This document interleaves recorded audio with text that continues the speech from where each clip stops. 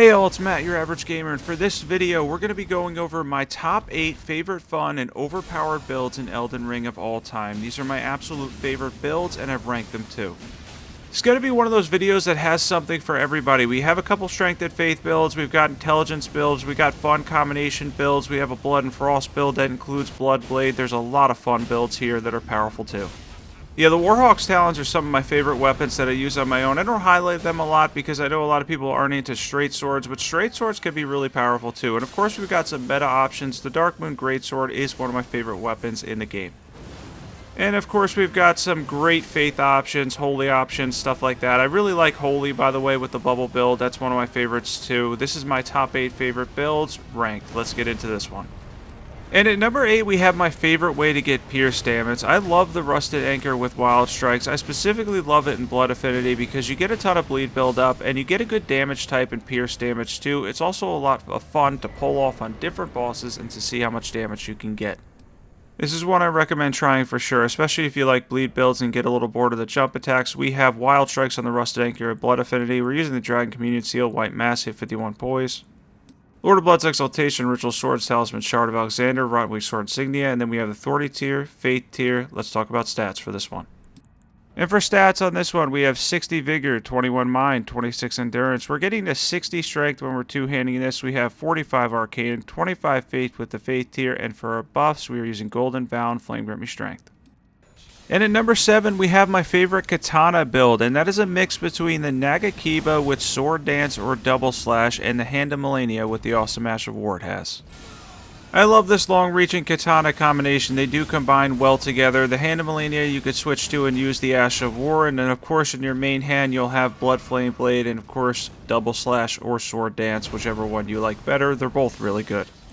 By the way, not only is there an extra clip at the end of this video that you're probably going to want to check out, but there's also going to be some stuff I want to talk about at the end of the video about the future of the channel as well. There's a few things I do want to mention that people have asked me about. Let's jump into equipment for this one.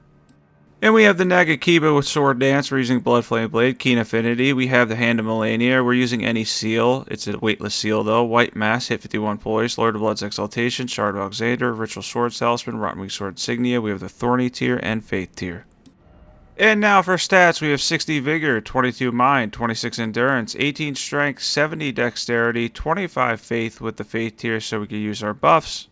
And then I'm using Golden Vow, Flame Grant Me Strength, and Blood Flame Blade for this awesome Katana combination that, by the way, has really good reach and a good moveset. And at number 6, we have the complete Frost Ice Mage. I love Frost in Elden Ring, especially in a Mage build, and it goes perfect with the Darkmoon Greatsword. The Darkmoon Greatsword is a staple in FromSoftware games. It's also a lot of fun to use. If you mix in Renala's Full Moon and a couple of different spells like a Duelist Moonblade, it ends up being awesome.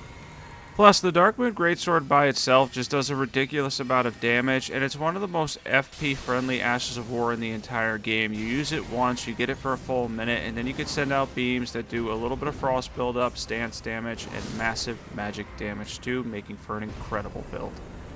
There's a reason why so many people love the Darkmoon Greatsword, because it's an excellent weapon, and if you haven't tried it yet for some reason, definitely be sure to try it. We have the Darkmoon Greatsword plus 10, we have Lucett's Staff, any seal for buffs, we have the Spellblade set which will boost this. We have the Snow Witch Hat for frost spells, we have the Magic Scorpion Charm, Godfrey Icon, Ritual Swords Talisman, Shard of Alexander, Magic tier, Faith tier. Let's jump into stats. And for stats, we have 50 Vigor, 22 Mind, 22 Endurance, 16 Strength, 15 Dexterity, 70 Intelligence, 33 Faith with the Faith tier.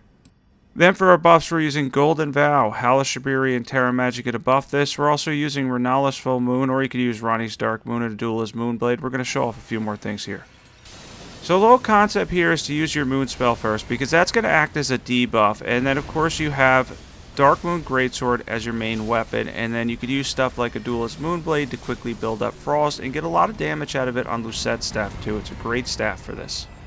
Overall, the combination will give you a lot of Frost, you'll get stance damage on the Darkmoon Greatsword, and the combination is excellent. You could also use this for NPC invaders too. I like, by the way, a Duelist Moonblade for them because the wide sweep tends to hit them, but you can hit them with the Darkmoon Greatsword too, and when you do, it does massive damage. Yeah, Darkmoon Greatsword, a Duelist Moonblade, and the Moon spells is a perfect combination to run for a powerful Frost Mage. And at number 5, we have the Guardian Swordspear and Keen Affinity. There's a whole bunch of different builds you could do with this. I didn't choose Blood Affinity here, just Spinning Weapon on a Keen Swordspear, and because the base damage and scaling is so ridiculous, it still does a ton of damage. Yeah, I love the Guardian Swordspear. It's an awesome weapon. If you haven't tried out this weapon, I believe it's my favorite in the game at this point. Definitely give it a try. The base damage, the move set, the different number of Ashes of War that are great that you can put on this. It's an excellent weapon. And keep in mind, this is Newgate +7, all footage by the way. This dragon has a decent amount of resistances, and for it to take that much damage from Spinning Weapon without bleed, without anything else, is pretty incredible. The Guardian Swordspear is reliable and powerful.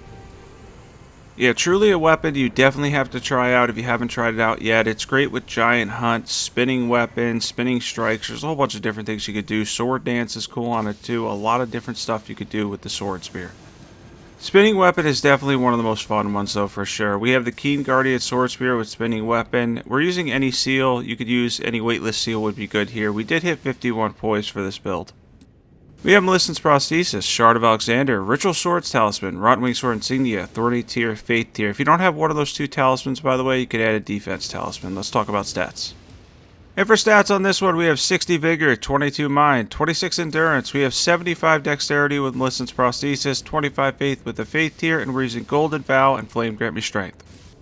And at number 4, we have my favorite straight sword in the game, and that's the Warhawks Talons. I love the way they look. I think aesthetically they look really cool. They have good dexterity scaling. For this build, we added Chilling Mist on one and Bloodblade on the other, making for an excellent combination build where you got to get up close with this one. This one's not going to have a ton of range. You can actually see me miss in the beginning of this clip. I believe I missed a couple times, but when you back off, you do have Bloodblade as a ranged option to continue to add to the bleed buildup. And if you get up close, you'll get more bleed if you make contact with the weapon, something I mentioned with Bloodblade before, so that's a good way to get extra bleed if you're able to actually make contact when you use Bloodblade. But if you back off, the damage on Bloodblade, since we're going for a light equipment load here too, is pretty solid as well.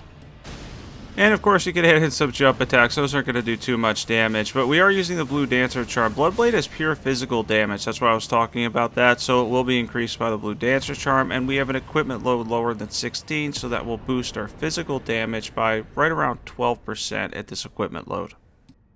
You can somehow get under equipment load of 8, it'd be like 14 or 15%, but that's really hard to do at high levels. We have 2 Warhawks Talons, 1 in Blood Affinity with Bloodblade, 1 with Chilling Mist and Cold Affinity, White Mask, Dragon Communion Seal, Lord of Blood's Exaltation, Shard of Alexander, Blue Dancer Charm, Rotwing Sword Insignia, Thorny Tier, Faith Tier. And for stats on this one, we have 60 Vigor, 21 Mind, 25 Endurance, 16 Strength, 40 Dexterity, 45 Arcane, and then for our buffs, of course, we're using Golden Vow and Flame Grant Me Strength as well for this build. And at number 3, we have the Iron Greatsword Pyro build, one of my favorite builds in the game, one of my top 3 obviously here, and that is a build that mixes the Iron Greatsword with Flaming Strike and Flame Art Affinity, which will give you over 900 AR, which is incredible, and then of course Giant Fireballs and Vernal Flame too.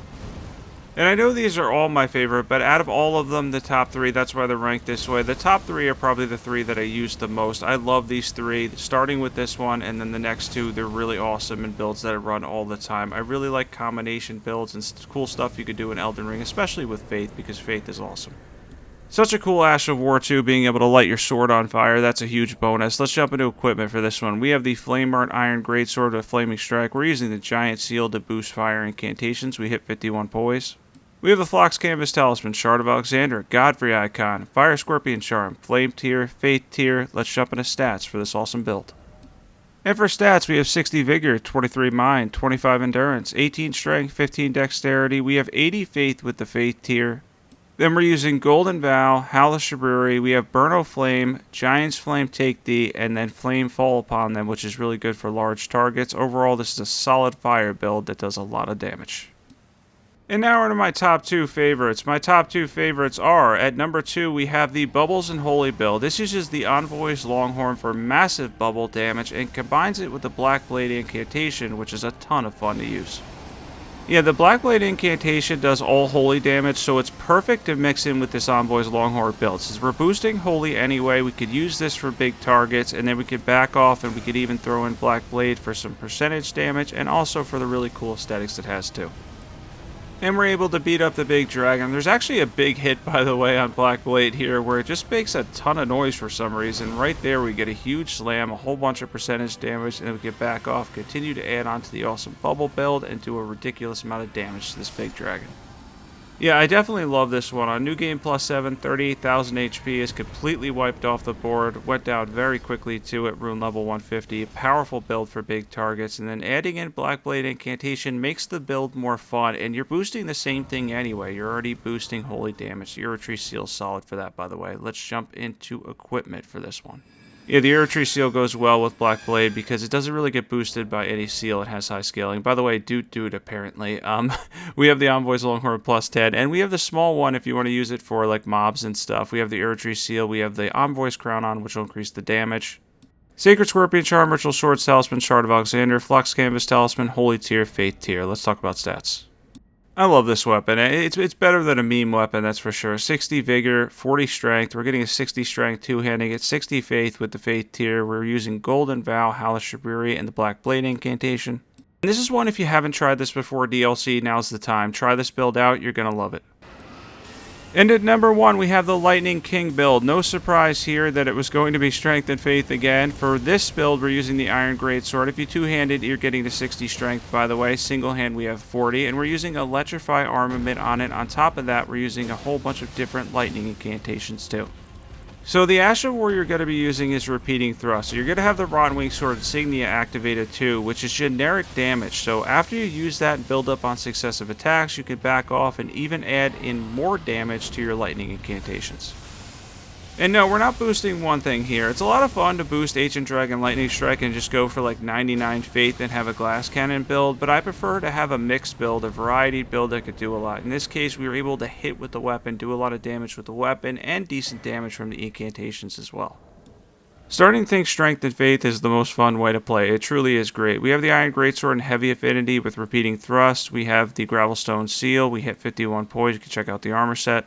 Lightning Scorpion Charm, Rotwing Sword Insignia, Flux Canvas Talisman, Shard of Alexander, Lightning Tier, Faith Tier. Let's jump into stats for this build. For stats, we have 60 Vigor, 21 Mind, 25 Endurance. We have 40 Strength, 60 when we're two-handing it. We have 60 Faith with a Faith Tier, just like the last build.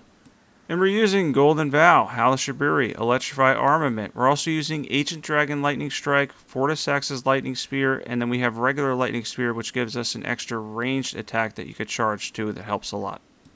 So here's what I wanted to show. About a month ago, I realized that you can combine Ash. It was probably about 2 months ago. I made a video that I added it to about a month ago, and you can add in double Ashes of War if you're near a Site of Grace. If you really want to break a couple of them, one that you can completely break and make ridiculous is Spinning Strikes with Seppuku.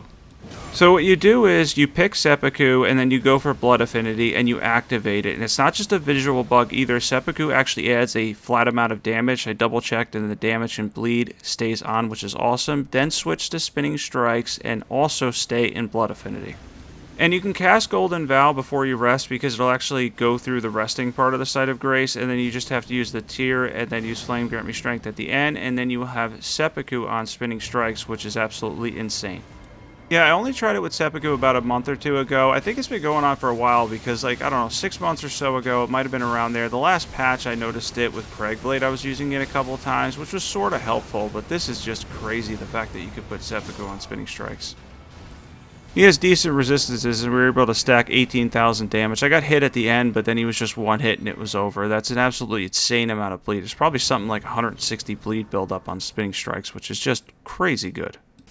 Anyway, I think it's just a glitch overall that you could use for PvE. It doesn't really affect PvP, so I'm fine with it since you're playing on your own. I don't recommend ever doing glitches for PvP, but that's just me, maybe. But anyways, thanks for watching this one. Be sure to sub. Don't forget to sub, by the way, because DLC is right around the corner.